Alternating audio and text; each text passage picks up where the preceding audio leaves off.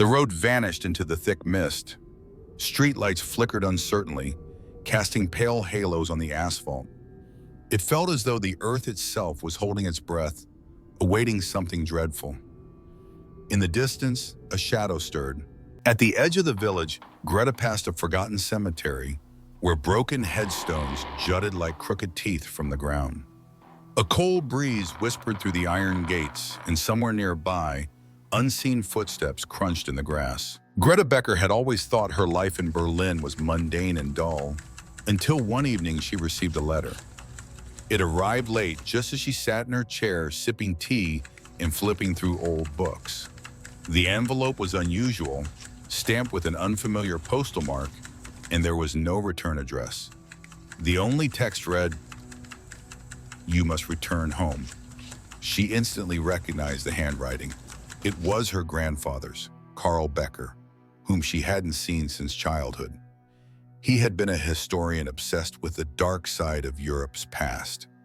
Greta had grown up fearing his chilling tales of dark forces and hidden realms. Yet Carl Becker had died years ago, hadn't he? Despite the logical protests screaming in her mind, curiosity and unease pushed Greta to return. Boarding the last train out of Berlin, she watched as the city lights faded, replaced by endless forests and empty fields. The closer she came to the village, the heavier the air seemed to grow. The village roads were barely visible through the swirling fog. Trees loomed like silent watchers, their twisted branches reaching out like fingers. Greta quickened her pace, feeling as though unseen eyes were following her every move. Finally, she reached her grandfather's house, a sagging structure of stone and wood, almost lost to time. The windows, dark and hollow, seemed to drink in the mist. Greta hesitated, hand trembling on the iron handle before pushing the door open. Inside, the house was a tomb of memories. Dusty furniture, creaking floors, and the stale scent of old paper filled her senses. In Carl's study, amid toppled books and crumbling notes, she found an old, leather-bound tome. It bore a symbol she vaguely remembered from her childhood nightmares. Hanging on the walls were black and white photographs of people she didn't recognize, staring blankly, their faces eerily expressionless. A shiver ran down her spine as she realized the figures seemed to shift positions when she wasn't looking directly at them. In the upstairs hallway, a cracked full-length mirror caught her reflection, but only partly.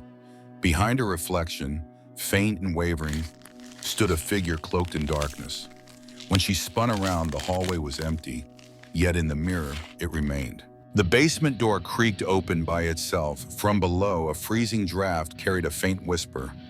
Heart pounding, Greta descended the rickety stairs, candlelight flickering wildly. At the bottom, in the center of a circle of melted candles, stood a formless shadow. Waiting. The shadow spoke, not with words, but with thoughts that filled Greta's mind. You are not here by accident.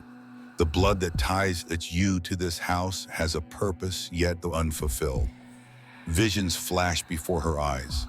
Ancient rituals, lost knowledge, and her grandfather's desperate warnings. He had tried to protect her, but fate had finally drawn her back. Upstairs, Greta found a child's bedroom frozen in time.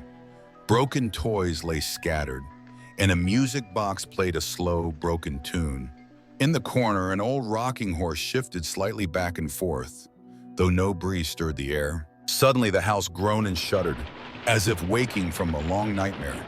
Walls cracked, the ceiling sagged, and flames erupted in the fireplace, devouring the air. Greta knew she had to act, or be consumed along with the house's dark secret.